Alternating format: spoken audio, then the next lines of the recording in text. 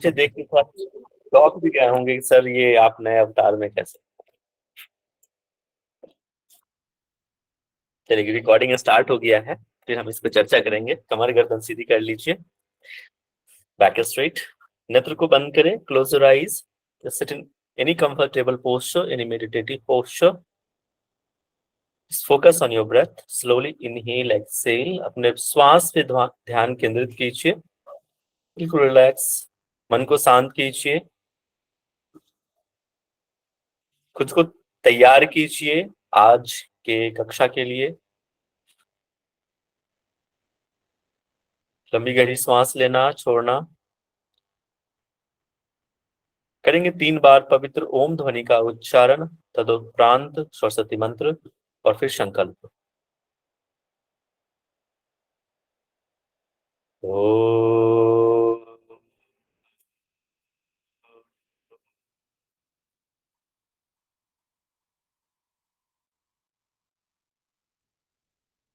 ओ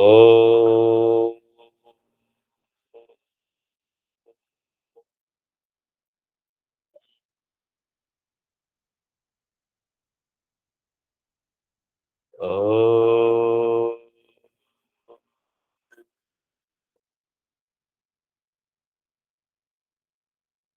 सरस्वती नमस्तुभ्यं वरदे कामरूपणी,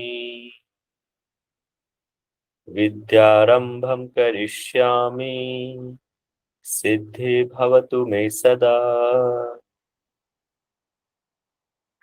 ओम शांति शांति।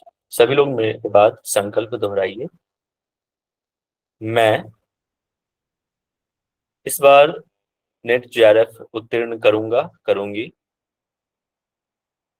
मैं रोज कक्षा को अटेंड करूंगी। मैं विश्व में योग का पताका फहराऊंगा। मेरी संकल्प शक्ति सुदृढ़ है, आबाद है। मैं अपने संकल्प शक्ति से सब कुछ कर सकने में सक्षम हूँ। ओम ओम ओम। दोनों हथेली को जोड़िए, रब कीजिए। Let's rub your palm, put on your face। हथेली के अंदर ही आंखों को बंद कीजिए, खोलिए, हाथों को पूरे शरीर पे फेरते हुए वापस आएंगे। सभी को मेरा प्रणाम, सभी का स्वागत है इस हठ योग प्रदीपिका के व्याख्यान माला में। मैं उम्मीद करता हूं कि आप जो है नोटबुक पेन लेके बैठे होंगे, जो जो पॉइंट्स हैं उसको आप लिखते रहें साथ में, और साथ में आप नोट्स बनाएं। आज का जो हमारा सेशन है वो इंट्रोडक्टरी सेशन है। आज हम सिर्फ परिचय देखेंगे कि क्या परिचय है। वीडियो वो बंद कर सकते हैं मंजू जी, है ना? जब मैं कहूंगा तब आप वीडियो ऑन करना, अभी आप वीडियो ऑफ रखिए। तो प्रारंभ करते हैं हठ योग प्रदीपिका। और कहीं कहीं हठ योग प्रदीपिका को हठ प्रदीपिका से भी जानते हैं, है ना? तो कंफ्यूज नहीं करना है कि हठ प्रदीपिका और हठ योग प्रदीपिका कोई अलग ग्रंथ है। बिल्कुल भी अलग ग्रंथ नहीं है, दोनों सेम ही ग्रंथ है। कहीं कहीं आपको हठ योग प्रदीपिका मिलेगा, कहीं कहीं हठ प्रदीपिका मिलेगा। ठीक है। तो आज इस व्याख्यान माला में सबसे पहले परिचय जानेंगे कि हठ योग प्रदीपिका क्या है। तो सबसे पहले हम जानते हैं कि देखो, हमारा जो नेट जेआरएफ का जो सिलेबस है, कई हठ योगी ग्रंथ हमें पढ़ने हैं, जैसे कि हिरण संहिता, हठ प्रदीपिका, हठ रत्नावली, वशिष्ठ संहिता, योग वशिष्ठ, शिव संहिता, गोरख संहिता, है ना? ये कई सारे जो हैं हठ योगी ग्रंथ पढ़ने हैं। इन सब में सबसे जो महत्वपूर्ण है, वैसे तो सब महत्वपूर्ण है, लेकिन सबसे ज्यादा जो वेटेज दिया जाता है वो है हठ प्रदीपिका को। कई सारे क्वेश्चंस बनते हैं। ठीक है। तो हठ प्रदीपिका में क्या है अंदर, भाई कौन से खजाना छिपा हुआ है? ठीक है। तो एक एक करके हम उस खजाने को खोलने का प्रयास करेंगे, समझने का प्रयास करेंगे परत दर परत। तो पहले इसके हठ का मतलब क्या होता है, ठीक है, इसको समझेंगे कि हठ योग प्रदीपिका में हठ का मतलब क्या होता है। तो हठ जो है दो शब्दों से मिलकर बना हुआ, हट, ह और ठ। ठीक है, हकार और ठकार। हकार का मतलब क्या होता है और ठकार का मतलब क्या होता है? हकार का मतलब होता है पिंगला नाड़ी, जो राइट नोस्ट्रल होता है, जो हमारी जो प्राण ऊर्जा है, ब्रीदिंग जो लेते हैं, वो राइट नोस्ट्रल से जब हमारी प्राण ऊर्जा जाती है, मतलब पिंगला नाड़ी जिसको हम कहते हैं, जिसको हम सूर्य स्वर भी कहते हैं, और ठकार जिसको हम चंद्र नाड़ी कहते हैं और ईरा नाड़ी भी कहते हैं, और इसको चंद्र स्वर के नाम से भी जानते हैं। हकार जो होता है वो उष्मा का प्रतीक होता है। उष्मा, जैसे आप जैसे ही राइट नोस्ट्रल चलता है तो आप समझ जाना कि उस टाइम पे बॉडी हीटअप रहता है, गर्म रहता है। और जब ठकार मतलब चंद्र स्वर जब चलता है उस वक्त वो शीतलता का प्रतीक है। वो बॉडी क्या होता है उस वक्त, ठंडा थोड़ा सा रहता है। आप इसको ऑब्जर्व भी कर सकते हैं, जब आप एक्सरसाइज कर लो, देखो बॉडी जब गर्म हो जाए तो देखना राइट स्वर चल रहा होगा। जब सुबह के टाइम ठंडे मौसम में जब देखोगे तो उस टाइम पे लेफ्ट नोस्ट्रल चलता है। तो इसी को कहते हैं हकार और ठकार। और जब हम योग के अभ्यास से दोनों को सामंजस्य स्थापित करते हैं, बैलेंस करते हैं दोनों स्वर को, ठीक है, इसी को कहते हैं हठ योग, हठ। ठीक है, और इस दौरान क्या होता है, उस वक्त जो है हमारा चेतना जागृत होता है, विवेक जागृत होता है इस दौरान योग। और प्रदीपिका का मतलब क्या होता है? योग क्या है? एक मार्ग है। इस हट हट क्या एक मार्ग है योग की अवस्था को पाने का। और प्रदीपिका मतलब, प्रदीप्त मतलब होता है प्रकाश फैलाना। प्रदीप का मतलब उजाला, मतलब प्रकाश या उजाले को फैलाने का काम कर रहा है। तो हठ योग प्रदीप का हो गया कि हठ के मार्ग से योग की अवस्था को पहुंचाकर ज्ञान या विवेक को जागृत करना या प्रज्वलित करना, या जिस साधन से करते हैं, इसी को हठ योग प्रदीप का, ये हमारा क्या है, साधन है। हठ योग प्रदीप का ग्रंथ है। मैं आपको इसके बुक से रूबरू कराता हूँ, ये इंग्लिश में है, यही एक ग्रंथ है। ठीक है, और इसमें और क्या है कि इसके जो रचयिता है, इसकी जो हठ योग ग्रंथ की जो रचयिता है वो है श्री स्वामी स्वात्माराम जी ने। ठीक है, उस वक्त स्वामी स्वात्माराम जो हुए हैं, इस ग्रंथ की रचना करीब 14वीं से लेकर 16वीं शताब्दी के बीच कहा जाता है।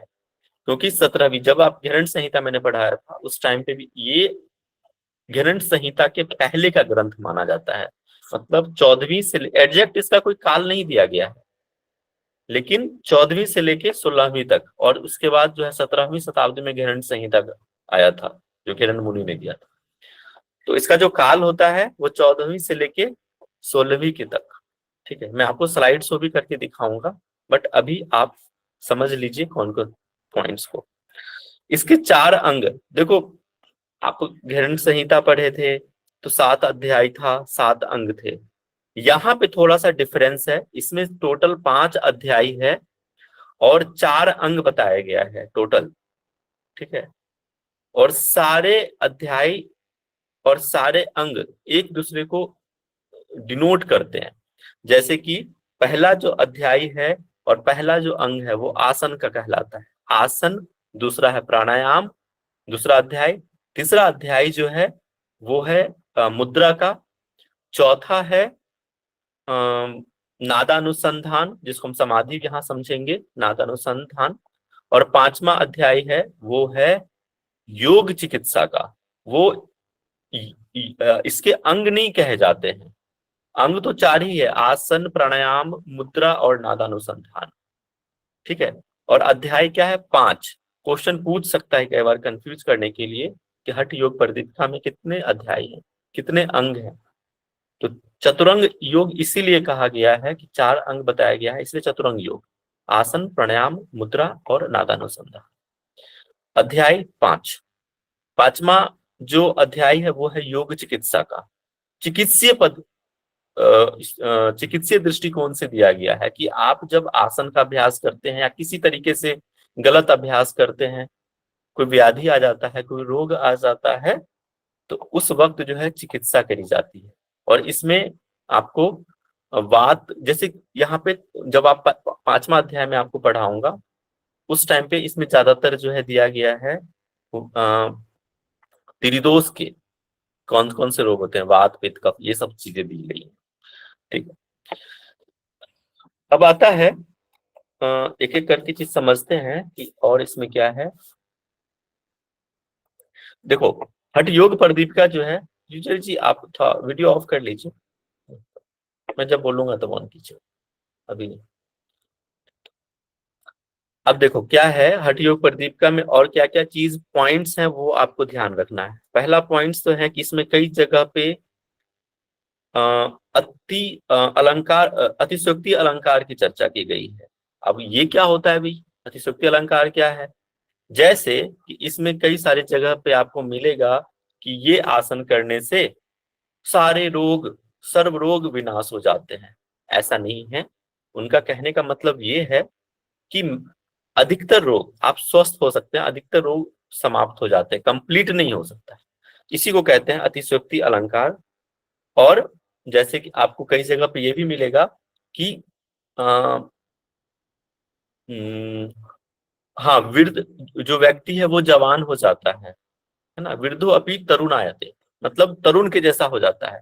अब ऐसा कोई थोड़ी हो सकता है कि जो बूढ़ा व्यक्ति है आसन का अभ्यास किया जवान हो गया, ऐसा तो नहीं होगा। इसलिए कंफ्यूज नहीं करना है, इसी को कहते हैं अतिशयोक्ति अलंकार।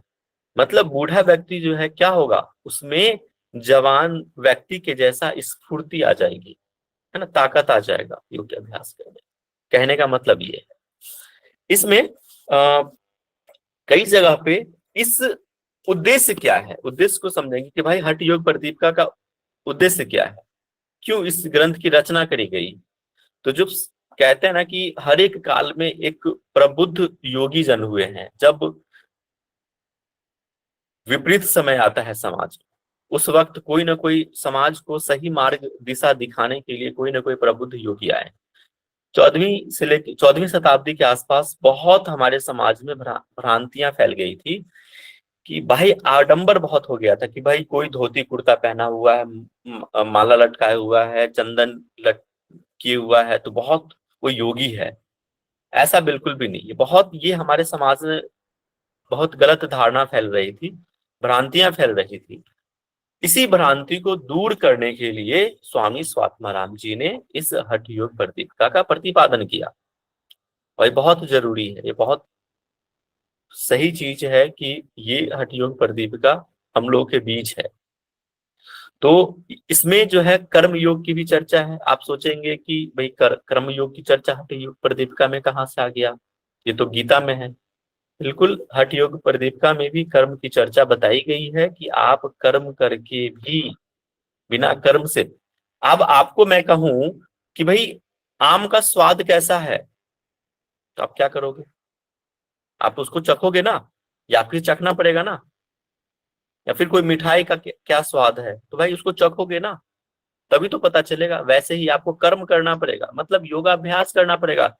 सिर्फ ये फिलॉसफी पढ़कर, सिर्फ ग्रंथ को पढ़कर, भजन कीर्तन सुनकर योग साधना नहीं होता। आपको योग साधना में उतरना पड़ेगा, प्रैक्टिस करनी पड़ेगी। सिर्फ सुनने से नहीं होगा, श्रवण करने से नहीं होगा, अभ्यास करना पड़ेगा, प्रैक्टिकल करना पड़ेगा, तब जाके आप जो है राजयोग की प्राप्ति कर सकते हो। हठ योग का उद्देश्य क्या है, राजयोग की प्राप्ति करना। उस वक्त जो है एक और भ्रांति था कि राजयोग अलग है और हठ योग अलग है। स्वामी स्वात्माराम जी ने इसको दूर किया कि दोनों ही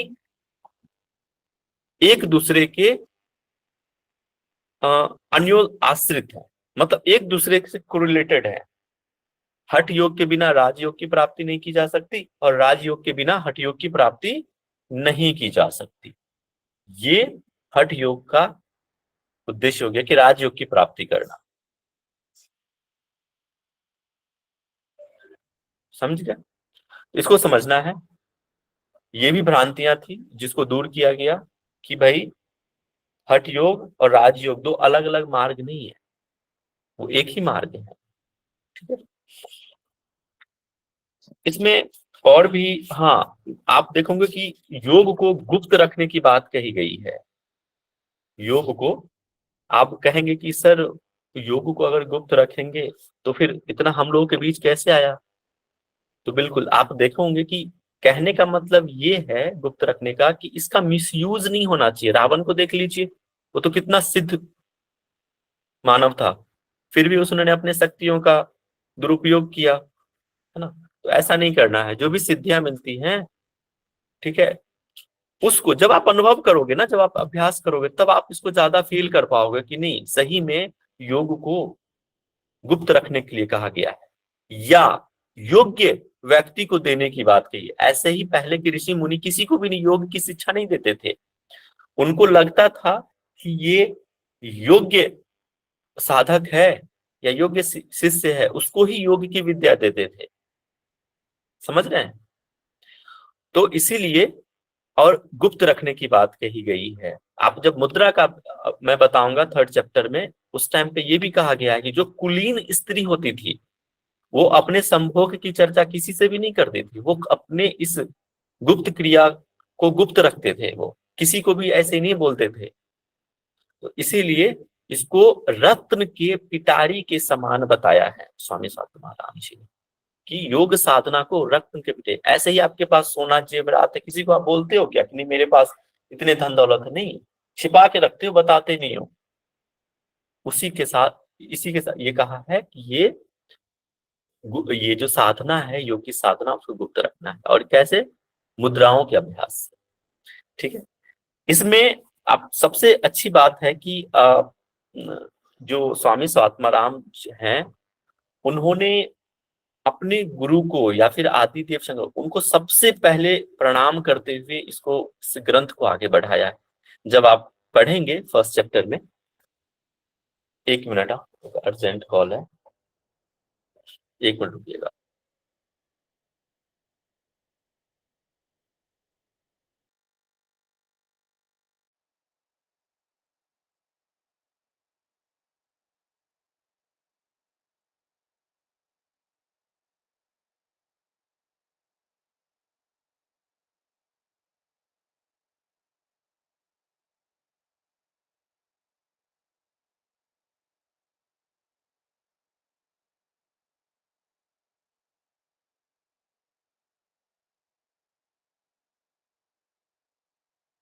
सॉरी, एक कॉल आ गया था। हाँ, कहाँ थे? इन्होंने, बहुत अच्छी बात है स्वामी स्वात्माराम जी का, कि उन्होंने गुरु को सबसे पहले प्रणाम करते हुए इस ग्रंथ को आगे बढ़ाया है।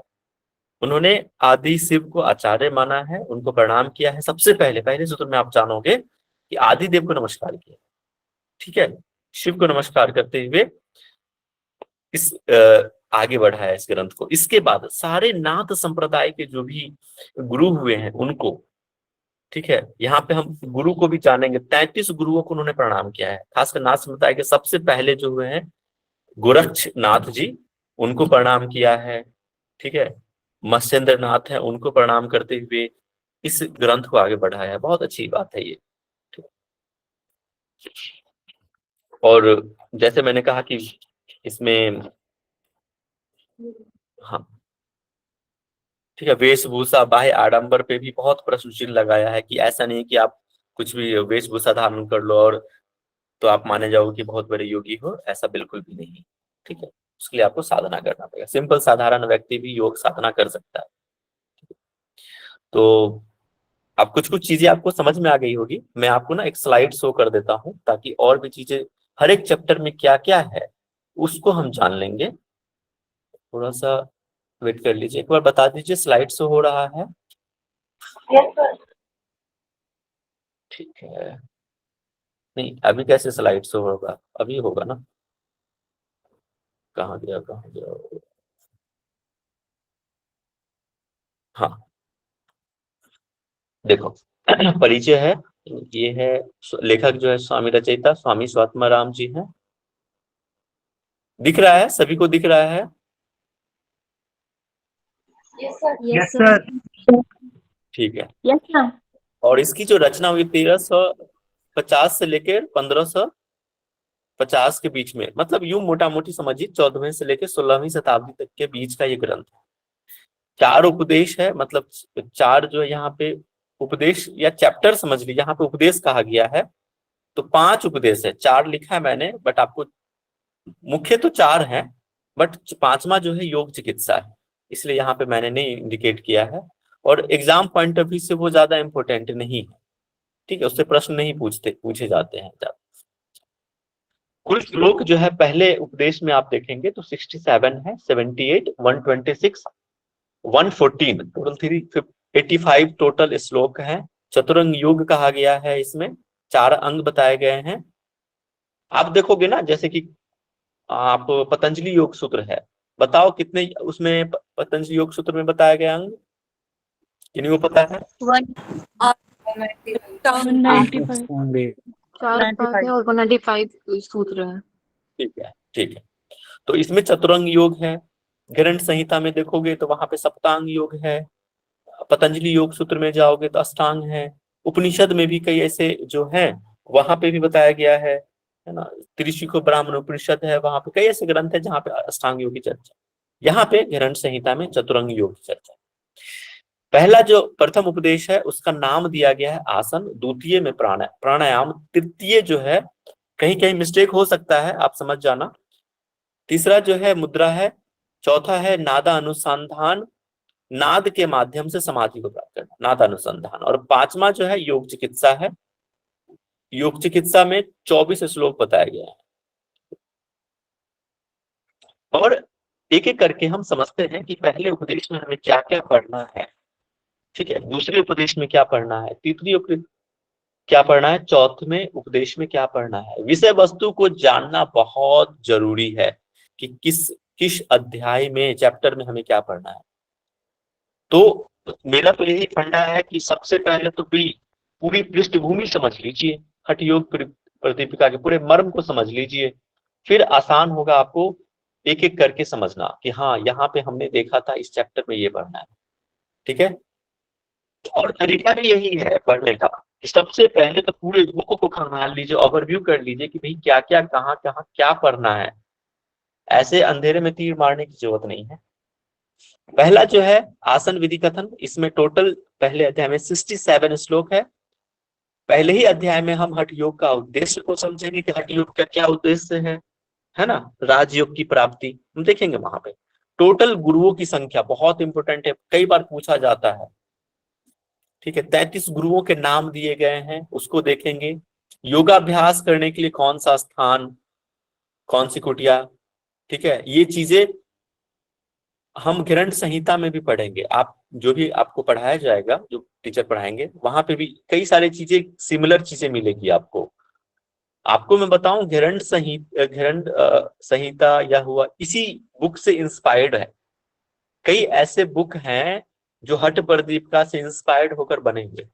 जब आप इसको अच्छे ढंग से पढ़ लेंगे तो बाकी के हठ योगी, आप जब हठ रत्नावली पढ़ोगे ना, 2 कॉपी है, आपको लगेगा अरे ये तो हमने हठ प्रदीपिका में पढ़ी थी, अरे ये तो हमने हठ प्रदीपिका में। कई ऐसे ग्रंथ हैं जो हठ प्रदीपिका से इंस्पायर्ड है, इसी से लिए गए हैं मैटर, तो आसानी होगी। इसलिए कहता हूं आप इसको अच्छे से पढ़ना, नहीं समझ में आए पूछना, एक बार नहीं, 2 बार नहीं, 100 बार पूछना, ठीक है। जब तक नहीं समझ में आएगा मैं आगे नहीं बढ़ूंगा। और हर एक व्यक्ति को समझ में आना चाहिए, मेरे लिए यहाँ पे जितने भी हैं उतने ही इंपोर्टेंट है। इसके बाद योगाभ्यास का स्थान को समझेंगे, कौन सा स्थान में हमें योगाभ्यास करना है, योग की कुटिया कैसी होनी चाहिए, है ना। योग साधक बाधक तत्व बहुत इंपॉर्टेंट है, कितने साधक है कितने बाधक तत्व, मतलब हेल्पिंग, जो हम योग साधना में जो हेल्प करे आपको, और जो बाधक पहुंचाए, मतलब आपको योग साधना में बढ़ने के लिए अवरोध उत्पन्न करे, वो बाधक तत्व हो गए। इसमें 6 बताए गए हैं, उसको भी हम डिटेल में पढ़ेंगे जब एक एक करके। आसन है, टोटल 15 आसन इसमें बताया गया है। गृहस्थ संहिता जब आप पढ़ोगे उसमें 32 आसन है। ऐसे कई ऐसे ग्रंथ हैं जिसपे अलग अलग आसनों की चर्चा है। टोटल तो कहा गया है इसमें 84 लाख आसन है, जिसमें 15 जो है मुख्य आसन है, इसमें भी मुख्य आसन 4 बताए गए हैं, स्वामी स्वात्माराम ने बताया 4 आसन, सिद्धासन, पद्मासन, सिंहासन और भद्रासन। और उसमें भी एक महत्वपूर्ण बताया गया है, किसी को पता है वो कौन है? सिद्धासन। सिद्धासन। सिद्धासन। उसमें भी एक आसन महत्वपूर्ण है, वो सिद्धासन। इसके बाद इसमें डाइट के बारे में बताया गया है ना, मिताहार, कौन सा डाइट लेना चाहिए हमें, पथ्य अपथ्य आहार के बारे में बताया गया है, कौन सा आहार पथ्य होता है, कौन सा आहार अपथ्य है ना, किससे नुकसान होता है शरीर को, जो हमारे हेल्थ के लिए अच्छा है कौन सा है, अकॉर्डिंग टू हठ प्रदीपिका। एक चीज और ध्यान रखना, कई चीजों पे अलग अलग वेरिएशन हो सकते हैं बुक में, तो हमें ध्यान में रखना है जो चीज हम पढ़ने जा रहे हैं अकॉर्डिंग टू हठ योग प्रदीपिका, इस बुक के अनुसार दिया गया है, ठीक है। इसके बाद किससे सिद्धि मिलती है ना, किस व्यक्ति को सिद्धि मिलती है, इसको जानेंगे। इसके बाद द्वितीय उपदेश में प्राणायाम विधि कथन में कि प्राणायाम है, उसमें टोटल 87 श्लोक बताए गए हैं। प्राणायाम तो करें, लेकिन उससे पहले क्या करें, इसकी भी चर्चा उन्होंने बताई गई है। प्राणायाम से पहले क्या करना है, वायु और चित्त का संबंध क्या है, जो चित्त क्या है, पता है चित्त क्या है? इसको स्टोरेज हम कह सकते हैं, हमारे जो चीज स्टोर होता है वो चित्त है, ठीक है। इसके बाद वायु और चित्त के बीच का संबंध को समझेंगे, प्राण का महत्व, नाड़ी शुद्धि का महत्व और उसके विधि को जानेंगे, क्योंकि प्राणायाम से पहले नाड़ी शुद्धि की जाती है, तब जाके प्राणायाम करते हैं, ऐसे ही तुरंत प्राणायाम नहीं करना है। प्राणायाम का अभ्यास से पहले नाड़ी शुद्धि करना है, नाड़ियों को शुद्ध करना है। हमारे शरीर में कितने नाड़ियां हैं? 72,000 नस नाड़ियां, ठीक है। उसको शुद्ध करने के बाद साधक के प्रकार, कितने प्रकार के साधक होते हैं, है ना, उच्च कोटि, निम्न कोटि, मध्यम कोटि, कई प्रकार के साधक बताए गए। गलत अभ्यास करने से क्या क्या रोग हो सकता है, नाड़ी शुद्धि के लक्षण क्या है, सटकर्म। देखो आप जब मैं थोड़ा सा दूसरे बुक के बारे में भी नॉलेज दे देता हूँ आपको, जब आप ग्रंथ संहिता पढ़ोगे तो वहां पे स्पेशल चैप्टर बताया गया सटकर्म का, यहाँ पे स्पेशल नहीं दिया गया है, सटकर्म को किसी अलग चैप्टर में नहीं है, इसी प्राणायाम के चैप्टर में थोड़ा सा जिक्र किया गया है कि सटकर्म भी जरूरी है योगाभ्यास से पहले। अब यहाँ पे क्या बताया गया है सटकर्म में, कि सबको सटकर्म करने की आवश्यकता नहीं है। जो ओबेसिटी, जो मोटापा, जिसका कफ बढ़ गया है, उसको कहा गया है, बाकी को करने की जरूरत नहीं है सटकर्म, ठीक है। उसको भी हम जानेंगे डिटेल में। प्राणायाम का क्या महत्व है, प्राणायाम कितने प्रकार के हैं, कौन कौन से प्राणायाम है, ठीक है। यहाँ पे प्राणायाम को कुंभक कहा गया है, ठीक है, हठ योग प्रदीपिका में। इसके बाद हठ सिद्धि के लक्षण, कौन कौन से हठ सिद्धि के लक्षण क्या है, थर्ड चैप्टर में मुद्रा का है। यहाँ पे आपको कुंडलिनी के बारे में बहुत जानकारी मिलेगी, थर्ड चैप्टर में कुंडलिनी भरा हुआ है, ठीक है, ये चीज ध्यान रखना। टोटल श्लोक 126 है। सुषुम्ना के पर्यायवाची शब्द आपको मिलेंगे, कितने सुषुम्ना के पर्यायवाची शब्द हैं, टोटल 7 है, याद रखना, ठीक है। आपको मैं बताऊं, इस इंट्रोडक्शन से ही 1-2 क्वेश्चन आपको मिल जाएगा एग्जाम में, ये 110% श्योर है। मुद्रा बताया गया है, टोटल 10 मुद्राएं हैं। इस मुद्रा के अंदर बंद भी बताया गया है, बंद जैसे कि जालंधर बंद, उद्यान बंद, और जैसे महाबंद, और कौन सा बंद है, मूल बंद, ये कई सारी चीज इसमें मुद्रा में ही है। गोमांस का भक्षण, यहाँ गोमांस से आप गाय का जो मांस होता है उससे मत समझना, ठीक है। कोई बता सकता है क्या है यहाँ पे, देखें किनको याद है पुराना? खेचरी मुद्रा के बारे में मुद्रा सर, खेचरी। यहाँ पे खेचरी मुद्रा का चर्चा है। गोमांस मतलब जीव से लिया गया है, भक्षण करना, सोमरस का पान करना, वो तो अमर वारुणी क्या है, सोमरस, जिसको हम नेक्टर कहते हैं, सोमरस का पान करते हैं खेचरी मुद्रा से, इसी को कहते हैं गोमांस भक्षण। इसको हम डिटेल समझेंगे, अभी आप ज्यादा कंफ्यूज मत हो कि क्या है, जो नए लोगों उनको कंफ्यूजन हो सकता है, जब हम पढ़ेंगे इसको तो आपको क्लियर हो जाएगा। सोमरस का महत्व, सोमरस जैसा भी मैंने बताया, सोमरस को हम नेक्टर कहते हैं, एक अमृत समझ लीजिए, जो हमारे चंद्रमंडल से स्राव होता है और इसलिए तो हम खेचरी मुद्रा लगाते हैं, ताकि खेचरी मुद्रा से हम उस सोमरस का पान करते हैं। इसे कहते हैं कि जरा मरण का नाश हो जाता है ना, अमरत्व की प्राप्ति होती है। ये सब हम जानेंगे लाभ।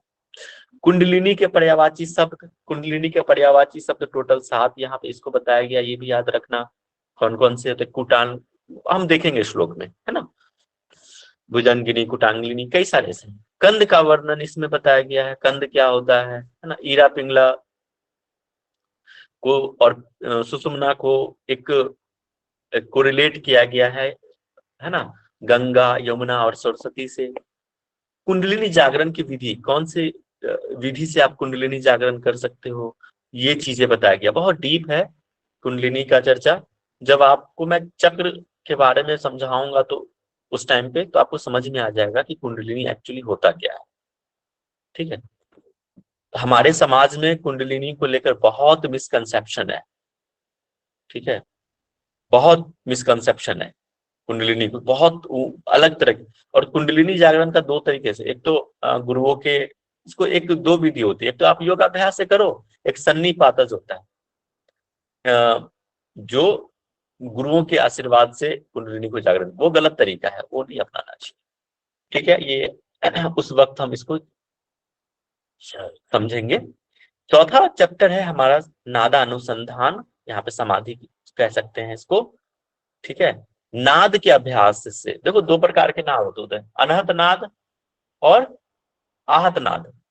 अनहत नाद होता है जो बिना बजाए बजता है, बिना साउंड का, वो फील किया जाता है अंदर। और एक जो बाहरी साउंड होता है वो आहत होता है, वो आहत का नाद। वो हम समझेंगे उस टाइम पे कि कितने प्रकार के नाद है। इसमें क्या है, समाधि की प्रक्रिया, राजयोग के पर्यायवाची बताया गया है, टोटल 16, है ना। प्राण प्लस चित्त, मतलब मोक्ष की कैसे प्राप्ति करोगे।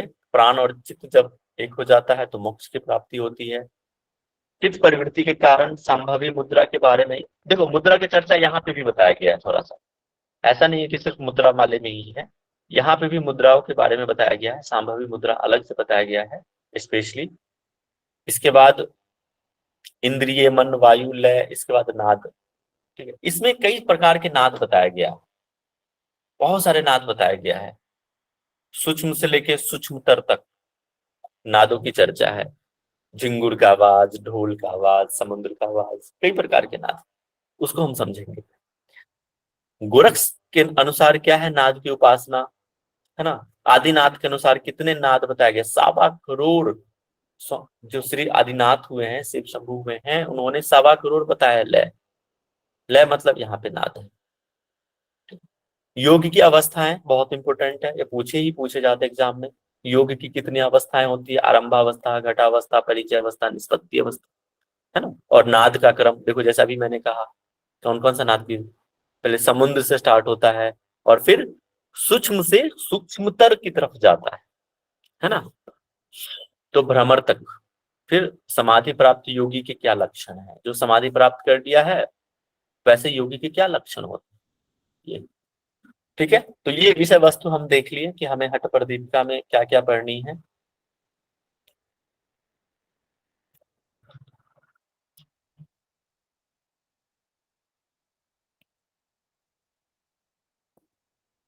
कोई व्यक्ति बताइए, किसी को समझ में नहीं आया आज का लेक्चर, या फिर आया, समझ में आई हठ प्रदीपिका इंट्रोडक्शन की क्या चीजें हैं। कुछ इसमें कंफ्यूजन है तो पूछिए, मैं समझाने का प्रयास करता हूँ आपको। तो यही है हठ योग पर। सर ये बुक हम कैवल्य धाम का फॉलो करेंगे ना, बिहार स्कूल का? नहीं, कैवल्य धाम ये ऑथेंटिक है, इसको ही लेना है, इसको ही। ये बुक मैं आपको दिखा देता हूँ, ये बुक प्रेफर कीजिएगा, इसी से क्वेश्चन पूछे जाते हैं, ऑथेंटिक है। और जब हम पढ़ेंगे इसको तो श्लोक को ध्यान में रख के पढ़ेंगे, एक एक श्लोक पे हम चर्चा करेंगे, हर एक श्लोक का मतलब समझेंगे, तब जानेंगे कि क्या होता है। ठीक है, ऐसा नहीं कि ऊपर ऊपर से छोड़ देंगे हम। जी अजय जी पूछिए। नमस्कार सर। सर जी जैसे कि अब हम देख रहे हैं इसमें अब हठ आप योग का है। अब आप वीडियो ऑन करके पूछ सकते हैं। जी, नमस्कार सर। जैसे कि आपने बताया कि इसमें ह और ठ का जो मिलन है, तो ये हर जगह पे प्रोसेस के बारे में बात करी जाएगी या उसके बाद की बात करी जा रही है कि जो ह और ठ का मिलन हो गया, जैसे हम षटक्रम कर रहे हैं, प्राणायाम की विधियों से पहले की प्राणायाम करने से पहले क्या-क्या करना चाहिए, ऐसा कुछ। तो ये हम प्रोसेस की भी बात कर रहे हैं और प्री की बात कर रहे हैं और पोस्ट की भी बात कर रहे हैं। देखो ये हम अर्थ को समझे थे ठीक है। मतलब जो हम हठ योग समझ रहे हैं ना, हठ योग आखिर होता क्या है? ठीक है, जब आप अभ्यास करते हैं, हठ योग करते हैं, बहुत लोग ये समझते थे कि हठ योग मतलब जोर जबरदस्ती हठ पूर्वक योग का अभ्यास करना। ठीक है, ठीक है, एक तो ये एक पहलू था कि हठ, ऐसा नहीं है। जब आप योग का अभ्यास करते हो तो उस टाइम पे क्या होता है, जो ब्रीदिंग हमारा जो होता है, स्वर ना जो हमारे होते हैं, ईरा नाड़ी और पिंगला नाड़ी, उस दोनों के बीच सामंजस्य बैलेंस बनाने का काम होता है हठ योग का।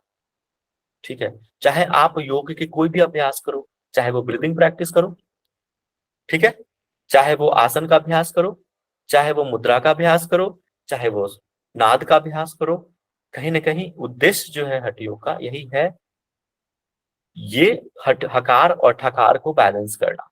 और तब जाके साधक योग में परिणत होता है, समझ रहे हैं, तब जाके योग में परिणत होता है, तब जाके योग को अवस्था को प्राप्त होता है। जब ये बैलेंस होता है तब योग की अवस्था प्राप्त होती है। ठीक है, और जब योग की अवस्था प्राप्त होगी तब जाके उसके चेतना जागृत होगा, विवेक जागृत होगा, बुद्धि प्रखर होगी, तब जाके समझ में आएगा, तब उसको समझ में आएगा कि मैं क्या हूं, एम आई। तब जाके उसको आत्म साक्षात्कार की प्राप्ति होगी। ये क्या है? ठीक है, ये तो प्रोसेस है। जैसे हट तो हट जैसे क्या कि है? वो प्रोसेस है, प्रोसेस है वो, समाधि की अवस्था पाने का एक प्रोसेस है। सर, जैसे कि पतंजलि योग सूत्र में हमें प्रोसेस भी मिलता है, प्री पोस्ट प्रोसेस सब मिलता है उसके अंदर, और सिद्धियां भी समझ आती है कि आप ऐसा करोगे तो ये सिद्धि प्राप्त होगी। चाहे आप यहाँ बैठे हैं तो आप किसी और देश के लोगों से भी वहां पे बैठ कर भी देख सकते हो। उसमें इस तरह की बातें इसमें कही गई हैं, तो इसमें ऐसा कोई वर्णन नहीं दिख रहा था अभी तक। तो ऐसे ही है कुछ ना, ऐसा। हाँ, यही तो कह रहा हूँ, राजयोग की प्राप्ति, यही तो इसमें उद्देश्य कहा गया है कि राजयोग की प्राप्ति हठ योग का उद्देश्य है। ये है उद्देश्य, राजयोग। ठीक है, और राजयोग क्या है? वो समाधि है, समाधि की अवस्था है राजयोग। ठीक है, क्लियर है? Any other questions? सर जी मेरे सर। पास ना ज्ञान शंकर साहेब यानी कि योगिक हेरिटेज का बुक है, तो वो ठीक है या मेरे को दूसरा रेफर करना पड़ेगा? यही बुक रेफर करना पड़ेगा, यही ऑथेंटिक है, इसी से क्वेश्चन अच्छा, बनता है। आपको ओके। समझ विकसित करनी है, आप विकसित कीजिए। दुनिया भर के बुक पढ़े हुए हैं, बहुत टीका टीका है इस पे, बहुत अच्छा, व्याख्या है, आप पढ़ो, कोई इशू नहीं है। हाँ हाँ। बट क्वेश्चन नेट जेआरएफ में जो पूछा जाता है वो ये, और बिहार, जब आप अध्ययन संहिता पढ़ोगे तो वो है बिहार स्कूल ऑफ योगा मुंगेर की, वो। अच्छा सर, ठीक है, थैंक यू। सर ये कैवल्य धाम की बुक है क्या? हाँ जी, कैवल्य धाम की बुक है। सर मेरे पास इसी की, लेकिन बिहार वाली है, मुंगेर बिहार की ये वाली है। क्या ये चल सकती है, मतलब नहीं, नेट यूजीसी नेट के लिए? देखो मैं तो यही कहता हूँ, ये प्रेफर करो। ठीक है, ओके, कई ठीक ठीक ठीक ठीक है। मैं तो मैं हमेशा से ये कहता हूँ, यही बुक प्रेफर करो, इससे डायरेक्ट क्वेश्चन पूछा जाता है। मैं ये नहीं कह रहा हूँ कि वो गलत होगा, लेकिन हो सकता है कि मैंने उसको पढ़ी नहीं है, लेकिन सुनने में आया कि एक दो जगह वेरिएशंस हैं उसमें। ठीक है, नेम क्या है बुक सर का? जी आप इसकी, हाँ जी सर सर प्लीज बुक का नेम वगैरह, जो फर्स्ट पेज जो है, मतलब इसका जो कवर पेज है, वो प्लीज हमें ग्रुप में दे दीजिएगा। ये जो पीडी मैंने ये स्क्रीन, वो आपको मैंने स्लाइड शो किया था ना, वो मैं शेयर कर दूंगा। ठीक है, विषय वस्तु वो अभी मिल जाएगा, और बुक पे है, स्टार्टिंग में ही वो पेज, और ग्रुप में ये बुक की पीडीएफ भी आपको दे दी जाएगी, डोंट वरी। इस बुक की पीडीएफ जो है शेयर कर दूंगा ग्रुप में, वो भी मिल जाएगा। ठीक है, ओके, तो समझ में आया आज का लेक्चर, ये बता दो जो नहीं। क्वेश्चन है। हाँ thank ji, you very much. Sir ये सर अध्याय जब पूछेगा तो 5 अध्याय होंगे और जब अंग पूछेगा तो 4 अंग बोलेंगे इसको? जी बिल्कुल। ओके। ठीक है। सर एक्सक्यूज मी सर हाँ जी। सर मुझे पूछना था कि आपने बताया ना कि हठ योग ग्रंथ से रिलेटेड ये घेरंड संहिता और ये हठ रत्नावली ये 4-5 ग्रंथ है। तो फिर मेरा ये सवाल है कि ये हठ योग ग्रंथ ये मतलब पूरा सेपरेट ऐसा ग्रंथ है ना ये अलग अलग है। अब मेरे पास तो अभी फिलहाल एक ही है, कई सारे अलग अलग ग्रंथ हैं। हठ योग अलग, ये हठ प्रदीप का अलग बुक है। देखो हठ योग ग्रंथ हुआ और हठ योग के ग्रंथ के हठ प्रदीप का घेरंड संहिता, वशिष्ठ संहिता, योग वशिष्ठ, शिव संहिता, हठ रत्नावली, है ना, योग हठ तारा। हाँ हाँ जी। हाँ उसके अंतर्गत ये सारे ग्रंथ आते हैं अलग ऐसा। अलग, हाँ जी, हाँ जी। लेकिन ये हठ योग पूरा अलग ही ग्रंथ है ना? हाँ जी, हठ योग ये अलग ग्रंथ है। ओके सर, ठीक है। Thank you. देखिए जो भी प्रश्न हो, छोटे से छोटे प्रश्न हो, बड़े से बड़े प्रश्न हो, ठीक है, सबका स्वागत है। कभी ऐसा मत सोचना कि सर क्या सोचेंगे या बाकी लोग क्या सोचेंगे ये प्रश्न पूछने से। जो दिल में आता है, जो भी प्रश्न है, छोटे से छोटे प्रश्न बिल्कुल पूछिए, तभी क्लियर होगा। ये 4 उपदेश वाला थोड़ा समझ में नहीं आया मुझे।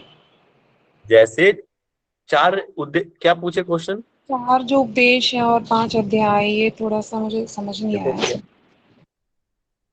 एक और, घेरंड संहिता में अध्याय कहा गया, चैप्टर्स को यहाँ अध्याय कहा गया। हठ प्रदीपिका में चैप्टर्स को उपदेश कहा गया है। ठीक है, आप कई जगह जाएंगे, आई थिंक ऐसा कहीं एक संहिता में शतक कहा गया है जैसे। जैसे कि आप यहाँ जाओगे, पतंजलि योग सूत्र में जाओ, ठीक है, पाद कहे गए हैं, चैप्टर्स को पाद कहे गए हैं, यहाँ पे उपदेश कहा गया है।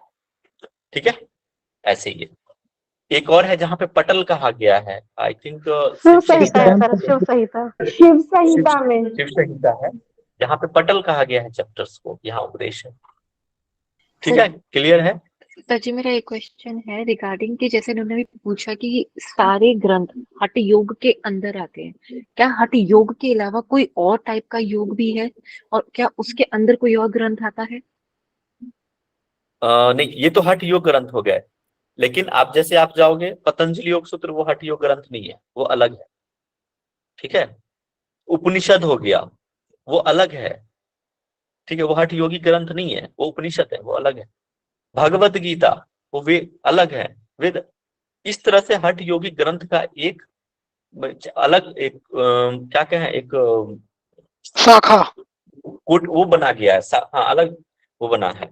जैसे वेद हो गया अलग, है ना, उपनिषद अलग हो गए, ये अलग है। इसी तरह से हठ योगी ग्रंथ के अंतर्गत हठ प्रदीपिका, घेरंड संहिता, वशिष्ठ संहिता, ये सारी चीजें आती है, रत्नावली, ये सारी चीजें आती है। ठीक है, और कोई प्रश्न? गुड इवनिंग या अनार्स ग्रंथ में आते हैं क्या? हेलो, ये जो ग्रंथ हैं सर, ये आर्ट्स परंपरा के अंतर्गत आते हैं या अनार्स परंपरा के अंतर्गत आते हैं? आवाज कट रही है आपकी, क्या कह रहे हैं? वो पूछ आर्ष ग्रंथ है ये या फिर अनाश ग्रंथ है जो परमात्मा वाले जो होता है जिसमें परमात्मा को माना जाता है? ये अलग है, ये अलग है, वो वेदांत में आता है, वो अलग है। आर्ष ग्रंथ अलग, ये अलग है। हठ योगी ग्रंथ आर्ष के अंदर नहीं आता। ठीक है सर, तो सर इसमें फिर सॉरी, जैसे अभी हम लोग मार्केट में क्लासेस देखते हैं तो कोई कोई लोग क्लास में ऐसा बोलते हैं कि हम हठ योग प्रैक्टिस करवा रहे हैं या अष्टांग योग, पर आसन और वो सब तो सेम रहता है, तो उसमें वो बाइफरकेशन किस चीज से होता है? ठीक है, बताते हैं। रिकॉर्डिंग बंद कर दीजिए, आई थिंक फिर ये हमारे उससे नहीं है। रिकॉर्डिंग कोई है MDY टीम से तो बंद कर दीजिए, हो गया है। बाकी मैं बाकी लोगों के प्रश्न ले लेता हूँ। हाँ, मेधा जी क्या पूछ रहे थे आप? सर जैसे मार्केट में हम लोग देखते हैं योगा क्लासेस में, तो कुछ लोग बोलते हैं कि हम हठ योग प्रैक्टिस करवा रहे हैं, कुछ बोलते हैं कि हम अष्टांग योग प्रैक्टिस करवा रहे हैं, पर अगर हम प्रैक्टिकल ये देखें तो सेम रहता है। तो ये बाइफरकेशन कौन सी बेसिस पे होता है? देखो, पहली बात, प्रैक्टिकल नॉलेज जो हम प्रैक्टिस करते हैं और फिलोसफिकल नॉलेज कई जगहों पे वैरी कर जाता है, बहुत चीजें अलग अलग हैं। ठीक है, आप कभी ये मत समझना कि जो चीज हम फिलोसफिकल पढ़ रहे हैं वो हमारे रेगुलर दिनचर्या में भी अप्लाई हो। कई चीजें नहीं होती हैं। बताओ यहाँ पे कितने लोग जो वज्रोली करते हैं?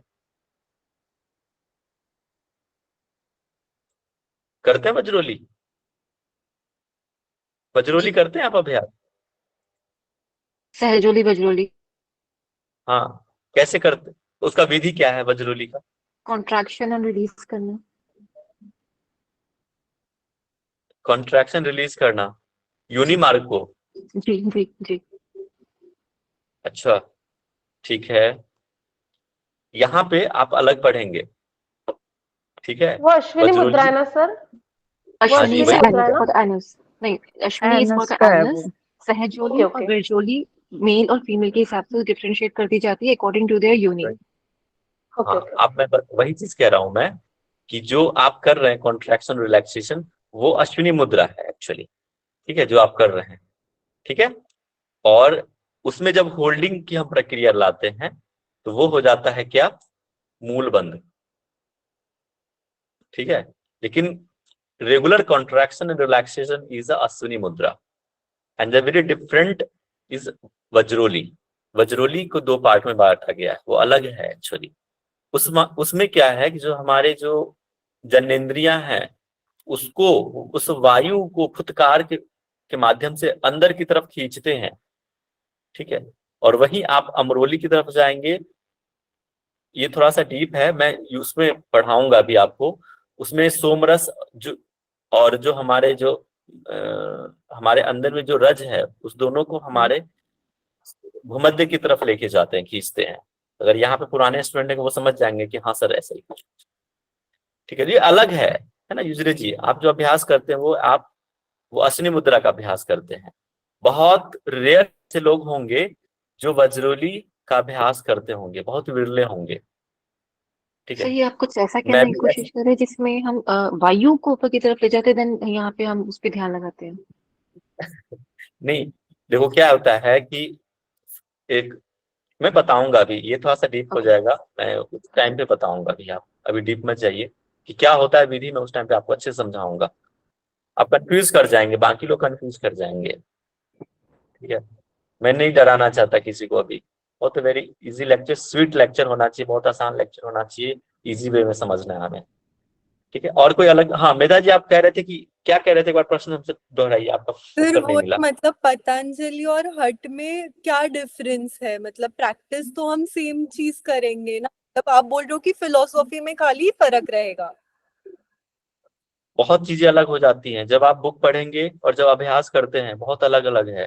ठीक है, सबसे पहले आप अपने ध्यान रखना, कोई भी व्यक्ति अगर हठ योग का अभ्यास कर रहे हैं, योगा प्रैक्टिस कर रहे हैं, तो अपने बुद्धि विवेक से अभ्यास कीजिए। ठीक है, बहुत चीजें बदल जाती हैं, प्रैक्टिकली और फिलोसफिकली चीजें बहुत बदल जाती है। जब मैं पढ़ाऊंगा तो आपको खुद समझ में आने लग जाएगा, सर हम तो ऐसे करते थे, बुक में तो ऐसे लिखा हुआ है। बहुत चीजें बदल जाएगी। ठीक है, ठीक है सर, तो थैंक यू। ये मॉडिफिकेशन होते जाता है। आजकल देखो ना, अष्टांग योग, अष्टांगा विन्यासा आ गया है, अयंगर योग आ गया है, कई सारे फॉर्म्स आ चुके हैं योग के अंतर्गत, हठ योग आ गया है।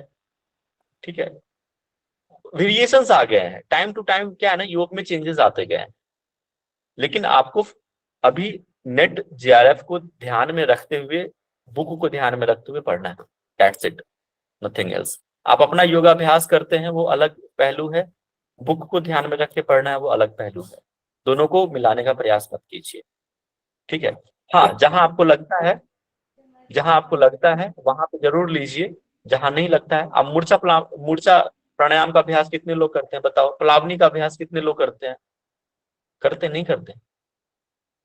तो तो इसीलिए कई चीजें बदल जाएगी आपको, बहुत सारी चीजें। ठीक है, एनी अदर क्वेश्चंस? तो फिर हम देखो, हमारे लेक्चर का एक और है कि लास्ट में 15 मिनट में आपके प्रश्न पूछूंगा। आज का फर्स्ट है, इसीलिए मैंने आज आपसे कोई प्रश्न नहीं पूछा है। कल से लास्ट के 15 मिनट्स हमारे क्वेश्चन आंसर के रहते हैं, मैं आपसे प्रश्न पूछूंगा सिर्फ लेक्चर के दौरान। जो भी हमने पढ़ाया है मुझे भी तो समझ में आनी चाहिए ना कि आपको कितना समझ में आया है, कि सिर्फ मैं ही अपनी एनर्जी की वेस्ट क्यों करूं, अपना भी आप दिमाग खर्च करो। आपके तरफ से भी तो मुझे आउटपुट आना चाहिए ना, तभी तो मुझे पढ़ाने में मजा आएगा। ठीक है, तो ये सर कल एक से। क्वेश्चन था सर गुड इवनिंग सर हाँ जी, sir I am calling from Tamil Nadu I don't know Hindi sir in any English class is there sir yes, from 1st August there is a English batch started in 1st August, you can join there. Okay sir thank you sir thank you sir sir मुझे एक doubt था कि जैसे श्लोक total 385 है, तो हाँ? इन 385 में वो पंचम उपदेश का श्लोक इंक्लूडेड नहीं है क्या? नहीं नहीं नहीं, वो नहीं है, 385 में नहीं है। उसके 24 श्लोक और जोड़ दो आप। अच्छा, आई तो थिंक जैसे क्वेश्चंस आते हैं तो उसमें हम जैसे अगर लिखें तो जोड़ के ही लिखेंगे। Okay sir, thank you sir. लेकिन देखो, 5वां चैप्टर जो है ना वो इम्पोर्टेंट नहीं है एग्जाम दृष्टिकोण से। 4 चैप्टर ही हम मुख्यतः फोकस करके पढ़ेंगे, 4 चैप्टर ही। ठीक है, क्वेश्चंस इसी 4 में से आते हैं, 5वां से नहीं आते। Okay sir. ठीक है, ठीक है, आई होप आपको सेशंस पसंद आए होंगे। कल फिर नई ऊर्जा के साथ हम लोग मिलेंगे। नई सर ऊर्जा, बहुत ऊर्जा अच्छी किसी का क्लास नाम थी, नहीं है, थैंक यू सो एनर्जी के मच। साथ। ठीक है, और शांति पाठ के लिए तैयार हो जाइए, कमर गर्दन सीधा, आंखें बंद। लंबी गहरी सांस लेंगे, लंबी गहरी सांस छोड़िए, मन को शांत कीजिए। आज जो भी आपको पढ़ाया गया है बस उसको अपने स्मृति पटल पे लेके आइए।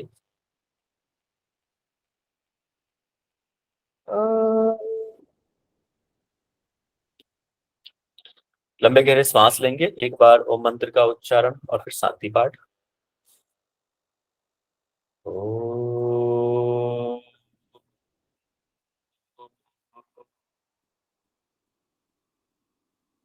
सर्वे भवन्तु सुखिनः, सर्वे सन्तु निरामयाः, सर्वे भद्राणि पश्यन्तु, मा कश्चित् दुःखभाग् भवेत्।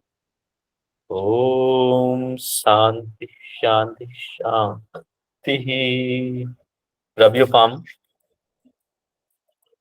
put on your face, under your palm, open and close your eyes, hold this and hold breath. सभी को प्रणाम, सभी को नमस्कार, शुभ रात्रि। मैं किसी को भी कल से ओपनिंग प्रेयर करने के लिए बुला सकता हूँ, किसी को भी शांति पाठ करने के लिए बुला सकता हूँ। सो बी रेडी, कल मिलते हैं। ओके, नमस्कार।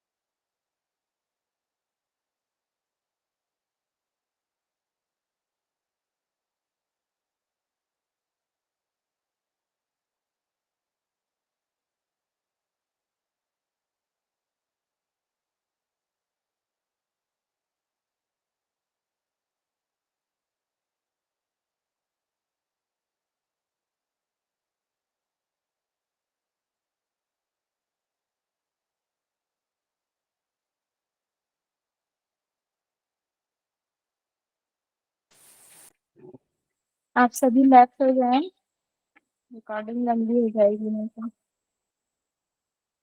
दामिनी जी सीमा जी लेफ्ट हो जाएं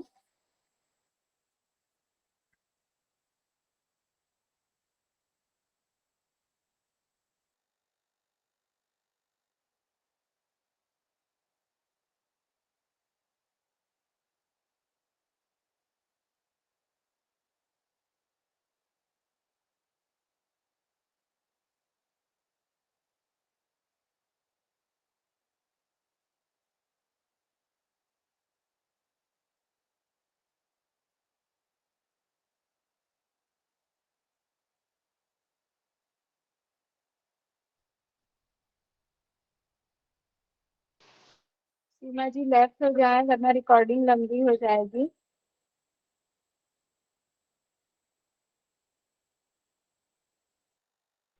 आप दोनों लोग भी लेफ्ट हो जाइए। हाँ जी भैया।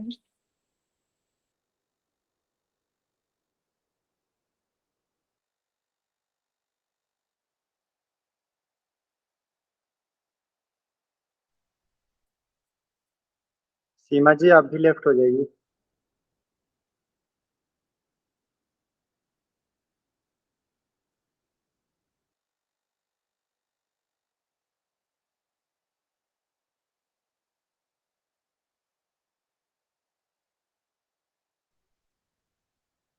सीमा जी आप लेफ्ट हो जाइए।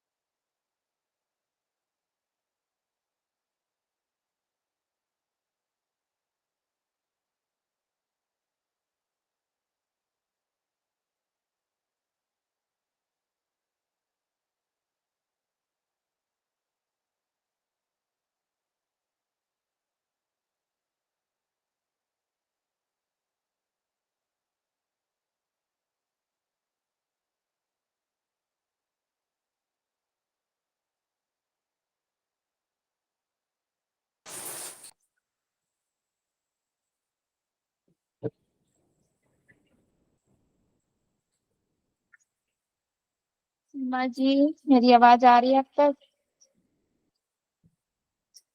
हेलो सीमा जी।